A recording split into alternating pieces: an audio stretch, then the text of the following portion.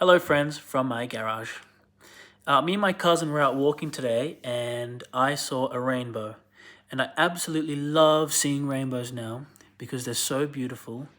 And I remember hearing as a child, as many of us did, about how the rainbow was put into the sky. For me, anyways, I was told that in the Bible, God made a promise between man and himself, and the rainbow was to be a sign of that promise that he would never again flood the earth.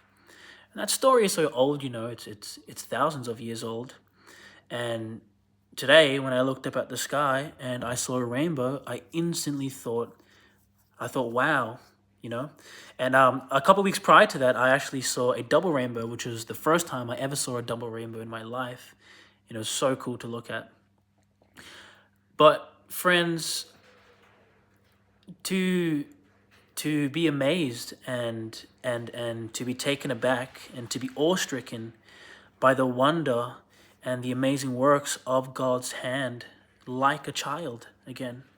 It's so very freeing when you have that deep appreciation for all things good and all things godly, and finally starting to realize, wading past all of the noise and all the construction and all the business of our lives, to open your eyes and to remember that the handiwork of God is absolutely everywhere you look.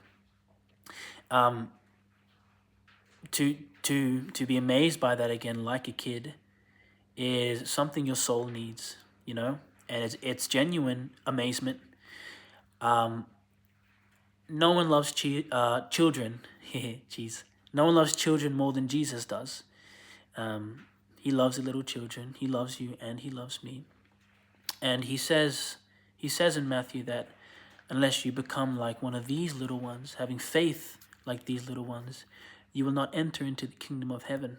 And there's something so beautiful about surrendering all of your pride and your ego and I suppose all of the years of compounding trauma and experience that blocks the vision that you have to look up and look towards God is so very freeing, and it's so liberating. The peace of God is absolutely supreme. When I finally returned back to God, and He touched my heart, and Jesus entered in, and gave me peace, unlike this world was ever able to. I started seeing wonder everywhere I turned, and I know you yearned for it. I know I yearned for it, and I know everyone yearns for that sort of rest somewhere in their lives. And if you were to tell me that you have it, I'd be very happy for you. But it's not like the peace of my Jesus, and it's not like the peace that God can give you. Small things like that. I very much encourage everyone to pick up their Bibles and to read it. And the Spirit of God that breathes through the Bible, should your heart be humble and ready before Him, can open up to you worlds and worlds of knowledge and love and appreciation. King Solomon says that the fear of God is the beginning of wisdom. What else is there for you to have besides the fear of the Lord and besides the love of the Lord? His commandments set you free, and His wondrous and deep love for mankind has been showed over and over again, not least in the sacrifice of our Lord Jesus Christ. But to be a God-fearing man is to have the full power and the full weight of God behind you. There is enough pain and there is enough suffering in this world that is ready to take you out at any moment. Our government doesn't love us. The people who want money from us doesn't love us. Some people are just trying to live, and some people, evil people, people who do things that we are very much unaware to, well, they'd wipe us out in a second if they could get what they wanted from us straight away. This world is done for, and no one can save you from the evil and wickedness to come upon us like Jesus Christ. Well, He is the only way. Are you safe? Not to fearmonger, but we live in a country where we have a hedge about us, and being in Australia like I am, we have not yet been fully touched by the amount of malevolence that is sure to come to us one day.